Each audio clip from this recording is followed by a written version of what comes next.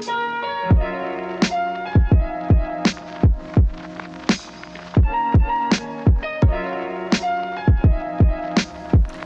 and welcome to The Outside Story, a podcast that is dedicated to reviewing film and TV shows from an outside perspective. This month we are talking about Asian media, Asian stories, Asian media, because it is APIA month. Is that correct? AAPIA or APIA? One of those two, right? APIA. APIA month. And so this month, we're pretty much every week, we're putting out episodes revolving around TV shows, movies, music, and other sorts of things that'll be very interesting. Okay? All right. My name is Larry, and I'm joined by my two co-hosts. I'm Jessica. And I'm Jonathan. And today, we will be talking about TV shows. And so, for TV shows, we picked one episode from 4 different shows that kind of relate to the Asian American experience or Asian diaspora experience, and something that we can all just sort of, I guess, relate to. that's the best way I can put it. And so the 4 shows that we watched are Nora from Queens, Fresh Off the Boat, We Bare Bears, and Terror Infamy, season 2. So the first show we'll be talking about is Nora from Queens. Nora from Queens is produced and created by Awkwafina, known from The Farewell and Crazy Rich Asians and all these other shows. And this is a show that started airing on Comedy Central. Now, I've seen advertisements for this show, but how'd you guys hear about it first? I'm just curious. Twitter. Twitter? I see everything on Twitter. Okay. From Awkwafina or from... From the guy that I follow, okay. William Yu. He always posts stuff, and I always see stuff on my timeline from, like, if this person liked it, and then sometimes it'll show up on my feed, on my timeline. So I think it was probably that. Okay. Yeah. I saw advertisements for it on YouTube, I think. Okay, so the show Nora from Queens is about... I don't remember her name. What's her name? In this Nora? Is it Nora? Oh my god. Yeah. It's in the title. Nora from What's her Queens. name? What's her name? Yeah. Nora. That's Awkwafina's real name, Nora. Is it? Yeah. Oh, I didn't know that. Okay. Yeah, it's her real name. Okay. So Nora from Queens follows a late 20s female named Nora, and she's living in New York, Queens, New York. And basically, I presume this is sort of like not really, like kind of sitcom-y, you know what I mean? And very sitcom-y. Very sitcom-y. It's not, it has no real overall story, but it pretty much just tracks and kind of pretty much logs her daily life, pretty much the kind of stuff that she always goes through by living with her dad and her grandma, and just the kind of sort of things that you would experience as like a late 20s something Asian American. So yeah, Something you might have been relate to, Larry. Yes. Are you Nora from Queens? Well, let's say I relate to her Larry a lot. from SAC. I relate to her a lot. I do. It's a little weird because, like, I know I'm not the only one. So. Right? Yeah. I know a lot of 20-year-olds still living, or they moved back in with their parents. Yeah, either moved back in or are still with their parents. And that's just kind of like it's not just an Asian thing now, but it is something that's pretty common with this generation. But yeah, so the pilot, what'd you guys think? I thought it was funny. The moments with like her family, with her grandma and her dad. I loved those parts. Those were really funny. Mm-hmm. Yeah. Jonathan? I thought it was interesting. I mean, I didn't think it was great, but then also people know I'm not a comedy fan, and so I don't know. I'm just very picky about my comedy, you know. Yeah. And I thought it was funny at some parts, but then like weirdly explicit in other parts. Yeah, it's pretty raunchy. It has that raunchy comedy vibe, like Seth Rogen-ish kind of style comedy. Which I don't know, what kind of comedy does Awkwafina do? Is this normal for her? You know what I mean? No idea. Jess, do you know? Not sure. I think so, because I remember seeing her in this show on Hulu. It's a Hulu original. It's called Future Man, and Josh Hutcherson is the main character. Oh, she's in that? She's briefly in it for like I don't think she like makes like a cameo with I think she works at like a video store or something. But I don't know, I forget how many episodes she's in, if she's only in that one. But I remember seeing her that. I was like, oh, okay. And that show is pretty raunchy too. Okay. Yeah, Future Man is. Yeah. Okay. Yeah. Yeah. I don't really, but then the thing about Future Man. Okay, never mind. This is gonna go off topic. let's not go into Future Yeah, Man. because Yeah. well, the moment you I said mean- yeah. I mean, even if you like look at her like career, I guess like all her songs, like it was called My Vag it was on YouTube. Like Yeah. if so, you can kind of tell like that's her humor. You know what I Okay. mean? Yeah. Okay. Yeah. Yeah, she likes the vagina jokes. And Yeah. stuff. Yeah. Hence, yeah. In the Hence show. the 2 vagina jokes in the pilot. Yeah. Yeah, it's pretty raunchy, and like knowing that she created and produced it, I would assume this is kind of her style of comedy, which I think some punchlines or some jokes are like they hit it, but sometimes it's just like it just kind of goes over my head, like I don't get it, or it just wasn't funny. The one that got me laughing, I don't know why, it was when she moves into her friend's apartment, and then her friend goes and says, "Well, have you tried looking for jobs, or have you tried working at this retirement place?" And then she goes and says, "No, I tried working at this retirement place, but it just didn't work out because I remind them of Nam or something." And I just started laughing. I was like, "Oh my god, it's so stupid." But yeah, Nora from Queens, I think was pretty interesting. I think it's a good start as the kind of vibe you're gonna get for the rest of the show. Is it done airing? Do you guys know? I think the first season is. Yeah, Okay. the first season's done. Yeah. Okay. But I think yeah. it's been picked up for like 2 more seasons. I could be wrong. Oh, really? Okay. Oh, that's Yeah, that's like good. one or at least. Yeah. It must be popular then. It might be. It might be I No mean, idea. the ratings must be good because, to pick up or more else seasons. they wouldn't.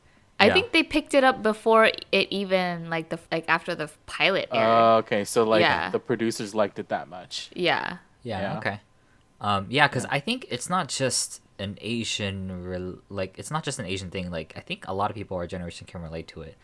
Yeah, millennials. Yeah. I saw That's true. because we're kind of already in that age bracket range already. So it's not just Asian; it's millennials.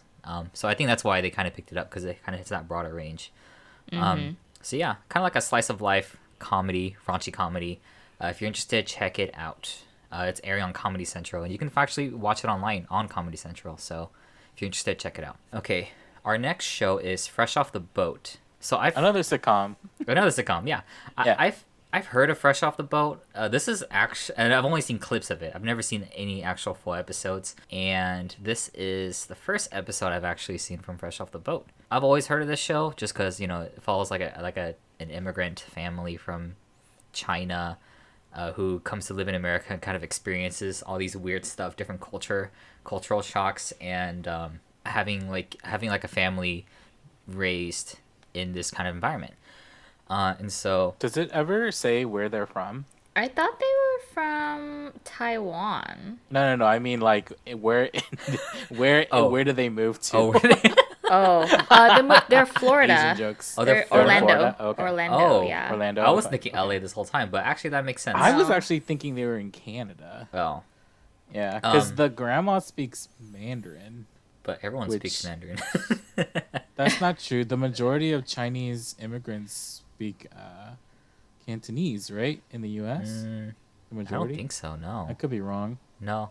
I think. I guess Yeah. that is my experience it's- growing no. up in Sacramento, California. Well, in So- in Sacramento, I think most of them are Cantonese. Mandarin is actually Okay. not too common in Sacramento, but yeah, I think everywhere else, I think Mandarin's actually pretty common.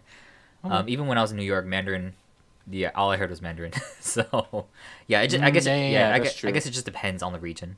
For sure, we have a lot of Cantonese speakers here in Sacramento. Correction, they are Taiwanese, not Chinese. Okay. Ooh, okay. Maybe that does Yeah. make a big difference. Yes. Yes, I was Um, like, wait. I was like, pretty sure they're from Taiwan. Taiwan, yeah. Yeah. Okay. Interesting. But yeah, Florida, they don't have much of an Asian community there, so. Yeah, it's Florida. It's That pretty that white that would there. actually make sense because I was thinking like, well, no, if they moved to California, they actually would have be pretty diverse. they would yeah. they would have more Asians within their circle. You know what I mean? community. Yeah, in their circle. And then here, when I was watching this episode, I was like, who is this because I've never seen an episode of it, right? So I don't know all Yeah. the characters. So I was I like, stuck you guys who in is like this? season 3. Who's this Caucasian family? Who are they? I'm like, oh, it's probably like a neighbor of theirs or something. Yeah, it's their neighbor. But yeah, this was an interesting choice of episode. I'm just curious why you picked it, Jessica. It's the one with the grandma, right? Yeah, the grandma where she gets the her wheelchair. age. Yeah. Yeah, they yeah. don't know how old she is. Yeah, they don't know how old she is. Well, I was gonna pick the dishwasher episode, but then that part was so little, Oh, yeah. in the episode. So I'm Yeah. like, and the episode didn't really like make sense. So I was like, oh, I don't really want you guys to watch that. So I picked Okay. this one where they were trying to figure out their grandma's age, which was Yeah. it's just funny. Yeah. It's something we can all relate to because coming here. Like it's true of our parents and like grandparents, like there were no records or not any records that were, if they were records, they weren't kept great, or kept Right. well. Right. So yeah, I thought it'd be funny because after Jason and I watched this, Jason's like, that's totally what my grandma would say or what his mom would say. He's like, yeah, I don't know how old you are. I don't know how old I am. Like we just picked a day and a month and that was my birthday. You know what I mean? Yeah, it was funny when the kids were asking the grandma's age, and then she didn't know. Then they asked their dad, like, how old's your mom? And then he's like, oh, I don't know. They're like, well, how come you didn't know your mom's age? And he's like, do you know your mom's age? And they gave 3 different numbers. And he was like, that's the combination to the padlock in the shed. That's funny. Yeah. Yeah. I'm like, oh, I can't remember what happened in that. Oh, and then Jessica with her friend Honey, right? Yeah. Yeah, her and neighbor, Honey. trying to understand what venting means. Yeah. Yeah. I was like, there was something else part of the episode. It was that. Okay. Yeah. But yeah, That I thought Yeah. you guys would enjoy that part. Yeah, there's a lot of pretty good funny moments throughout this whole episode, which I really liked. The whole part where Jessica doesn't understand like different words, like clinique. She thinks it's closure. Yeah. And then she's like, "Hey, look, honey, it's what you're looking for, Clinique." And it was like, like the brand that they were selling or something. Oh That was man, funny. yeah. There's a lot of good moments in this episode. Yeah, was it the same episode? Yeah, it was where like she's at the yard sale. Yeah, Yeah. She tries to buy it. Yeah, she tries to haggle. Yeah, Yeah. that's fun. I thought that was really funny too.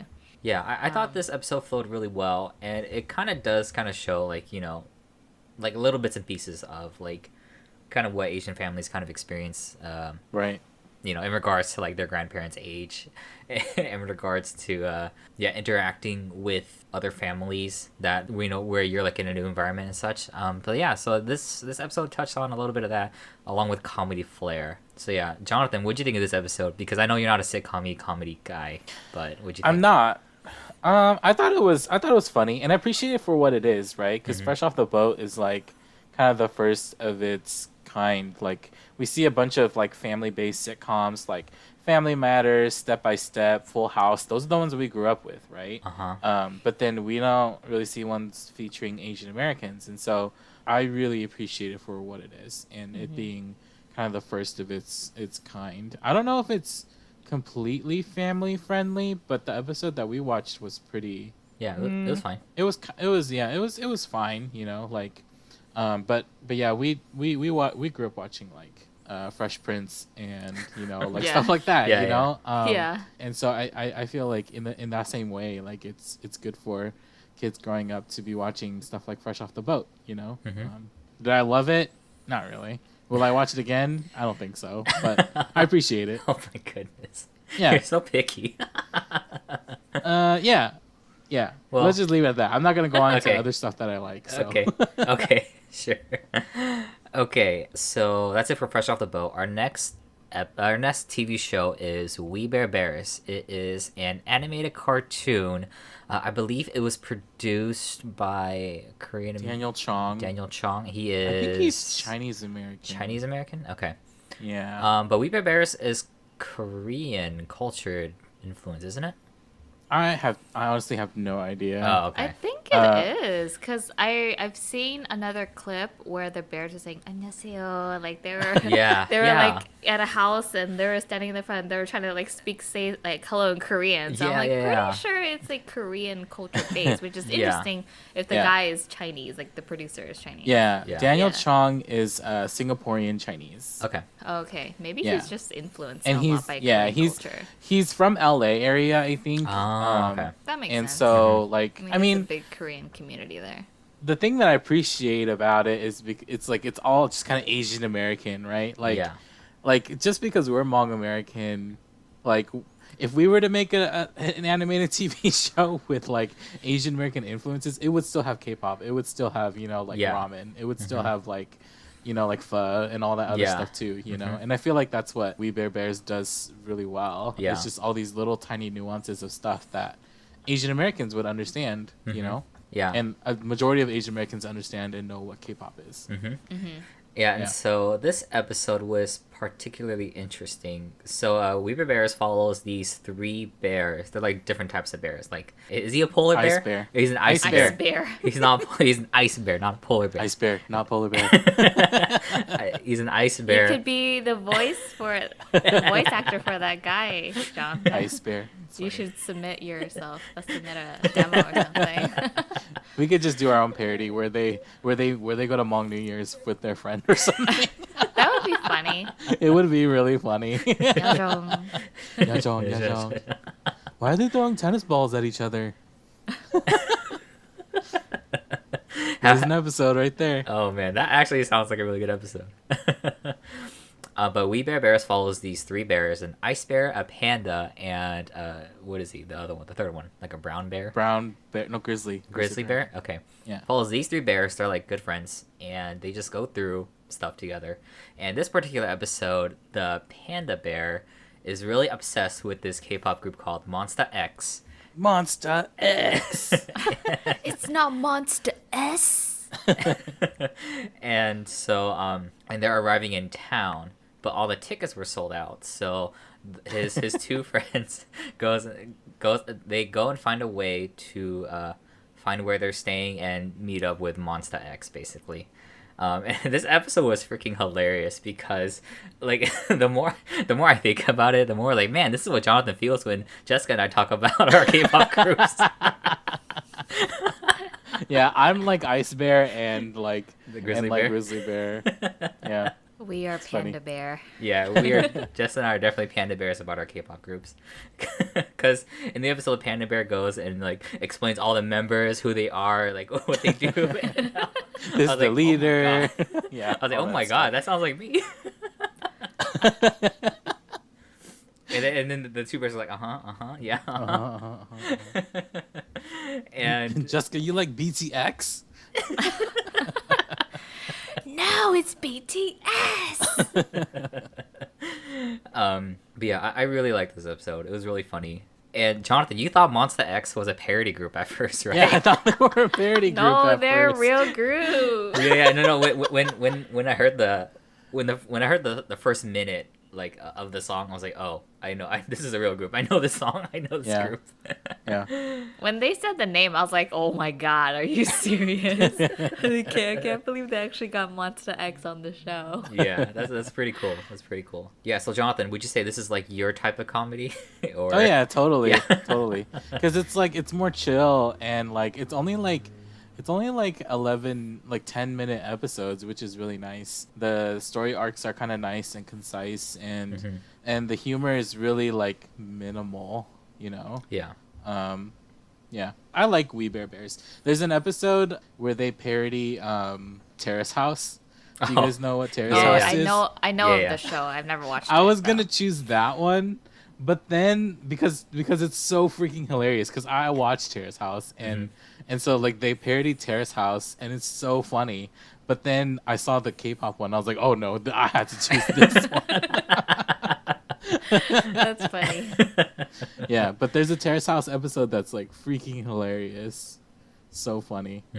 All right, what about you, Jess? I really enjoyed it. It was really funny. Jason watched it with me too, and he thought it was hilarious because he listens to Monster X too. Oh, okay. He doesn't. We don't follow them as closely as we do with BTS, but we listen to their songs. But yeah, we thought it was hilarious. And Jason was like, "Next time BTS tickets are sold out, we'll just go to their hotel." I'm like, "No, that's called invasion of privacy, okay? And I care about their privacy. I'm not gonna go try to invade and go into their hotel room, okay?" Fans do really do that though. No, I they don't know. go to the rooms, Yeah, but they yeah. go to the hotel. Yeah. Oh, I know. Oh, for Yeah. sure. Like, there's a whole culture behind it. You know what I mean? Like in Yeah. K-pop, but yeah. But I thought it was really funny. I enjoyed it a lot. Yeah. I think even the kids. I think the kids would enjoy just watching it, even though they might not understand like what's going on. They jokes, might just like the animation. Yeah, We Bare Bears is actually pretty clean too. There's not a lot of like dirty jokes in it, which is also another reason why I really appreciate it. Because I believe comedy can be clean and still funny. Yeah. Cool. But yeah, that was a really good episode. I really enjoyed it. Thanks, Yeah. Jonathan. I love We Bare Bears, and if you guys want to watch more, let me know. I'll just send some more episodes, and then you have to watch Terrace House because it'll make the Terrace House We Bare Bears episode even more funny. Okay. Yeah, I've heard of the show. Like, it always comes up on my Netflix. They're like, "You should watch this." I'm like, "No, I don't want to right now." It's not that bad. Is it It's a reality TV show, right? Yeah, it's like Big Brother, but with Asian Big Japanese Brother. people. Asian Big Brother, Japanese It- Big Brother. Well, Japanese culture is very specific. You Yeah. know, like Japanese culture is like in social settings, people are very like quiet and like shy, and they're very polite to each other. And so like it's just a bunch of like awkwardness. For us, it's awkward because we're American, so like when we meet new people, we want to get to know them, and we want to kind of like a little bit more upfront. But like Japanese people, they're very quiet and like yeah, That's funny. it's just a little more awkward. There's not as much sex, so if any, because there's probably none. Yeah. If anything, it's about like them building relationships and Right. Yeah. Because the difference is that in Terrace House, what they do is they just live together. It's like a co-op situation, like co-op house situation. They still have their jobs. If they're college students, they still go to school. Like they still do stuff. They're not whereas, just there like, 24/7. but they just live Right. there. Yeah. Right, they just live there. Whereas like Big Brother, like They're they there literally do 24/7. nothing but Yeah. stay there and play games with each other. Yeah. know what I mean? And then have sex with each other because they got nothing else to do. Yeah. That's Yeah. wonderful. American reality TV show, people. Don't you just love trashy TV? I hate it. I will never watch Tiger King. Jason did. Oh my gosh. I didn't watch it with him, but I sat there with him on my phone, and I'm like, I Shake my can't head. believe you're watching this. Shake my head. I can't believe it sells. That's my thing. It's crazy white people. What do you expect, man? Crazy, trashy white people. Exactly. Okay, so that's We Bare Bears. You can find it on Netflix. I think season 3 and 4 are on there. Yeah, which episode is this, Larry? This is season 4, episode 34 for the K-pop Monster X episode. If you're interested. It's called Panda's Birthday. Yes, Panda's birthday. Okay. Next, our next show is a show that Jonathan and I covered for our video essays on the YouTube channel, and it is called Terror Infamy. The show is called The Terror, but season 2 they called it Terror Infamy. Terror Infamy is about Japanese internment camps during World War II, and just kind of depicts a Japanese American family that kind of goes through this experience. Now, Jessica's not a huge fan of horror, so I cut out certain things in the episode to make it watchable and viewable for Jessica. Thank you. I appreciate Yes. it very much. Yes. So what'd you think, Jessica? What'd you think of the episode? I really liked it. It was very interesting. But then it also made me wonder what you cut out. I'm like, now I want to watch the episode and know what I missed. You know what I mean? Like, did Yeah. I miss anything? Like, was it important to watch those? That's the only thing about, like, cutting scenes is I'm like, what did I miss? Was it important to the rest of the story?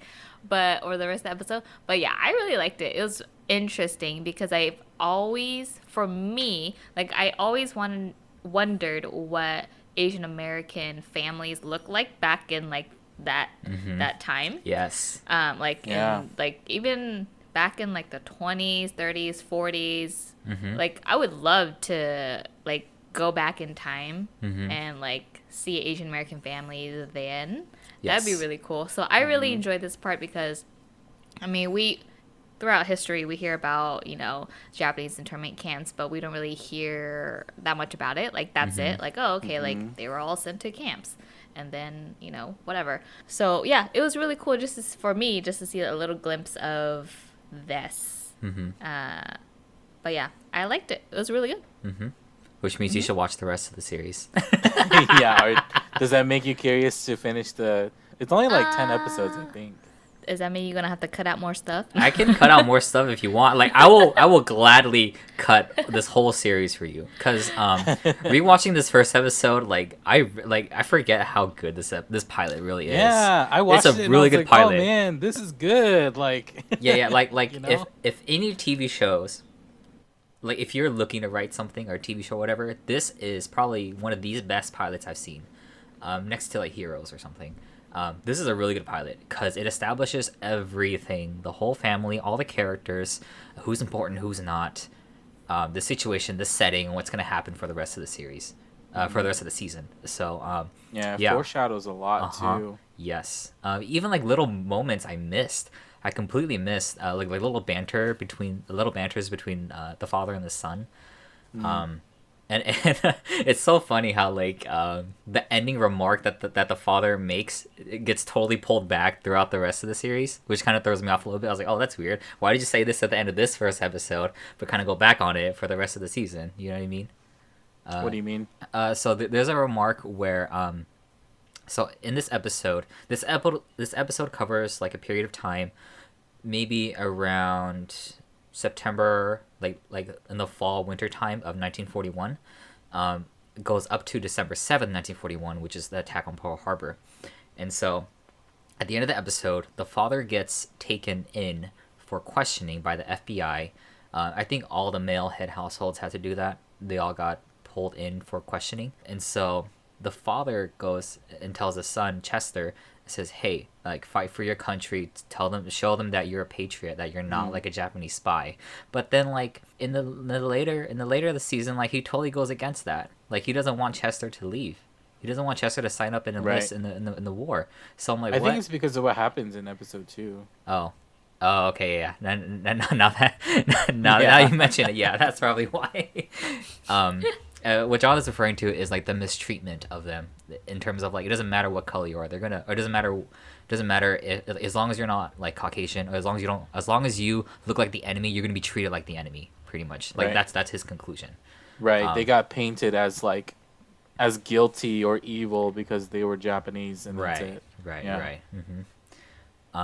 So yeah, like little banter, little remarks like that. I really, really missed the show. I really want to watch it again. And so yeah, Jessica, I will gladly recut this whole season for you. So the parts I cut out. There's a part where the casket gets blown out, whatever the platform that it's holding on, and then Mrs. Fudia's body rolls out onto the ground to kind of foreshadow that like there's a bad ill omen coming. And when I watched that part with Jonathan, I was like, nope, not doing that. I'm not doing this shit. Like, I can't do that. Like, don't be doing that. That's just like, oh, that's creepy. Yeah. And I think I cut out a few shots of like him looking at the photograph where he takes pictures of like the spirits and stuff. And I think the ending I cut it out early. The part where it shows Yuko is probably a little more than what she seems. I think like part of her face comes off or something. I cut that out. Oh, okay. Yeah, I wouldn't have wanted to see that. Yeah, exactly. You also cut out like right at the beginning of the funeral, like Chester has this hallucination that something is happening to his arm, and Larry cut that out too. Oh. Really? Something happens to his arm? I don't remember. Yeah, because that freaked me out. I was watching it, I was like, nuh-uh, we don't do this. Well, that's the part that's after the casket gets blown off, right? No, it's before. Oh, right before it? Yeah, it's okay. We're at the beginning of the funeral. Okay. Yeah. But anyway, sorry, Jess. Okay. Oh, no. What I was going to say is in this short episode that I did see, I really liked how they encompassed all of like what you would see like in a Japanese horror film. You get like a lot of those like elements. I mean, granted, I haven't seen a Japanese horror film in so long, but from what I can remember, just like the creepy kind of elements and just like the little things, nuances, like I could see that, which I really appreciated. Right. It wasn't cheesy or like cringy or really yeah. So I really appreciated what they did with this show. Right. Yeah, it feels really like Japanese horror, like vibes, like when you watch it. Like that's the kind of vibes that you get. Yeah. Yeah. Yeah. And Did you think? Oh, sorry. Go. Oh no, I was just gonna comment that, and they kind of use that horror as an aspect into part of their story too. Like that's the even better part. It kind of makes it feel like they're haunted back home, you know, like because they left home. That's kind of following them, like them feeling like they abandoned their country. That feeling. See, this is what I like about like it wasn't like adapted to fit like American audiences, you know what I mean? Like how so many movies get adapted from like Japanese to like American culture, and then it doesn't fit because the cultures are so different. So I like that they didn't try to change it, you know, to fit quote unquote American culture. They did it, you know, the way they knew how, right? Which was their culture. But yeah. But yeah, Jonathan, what were you gonna say?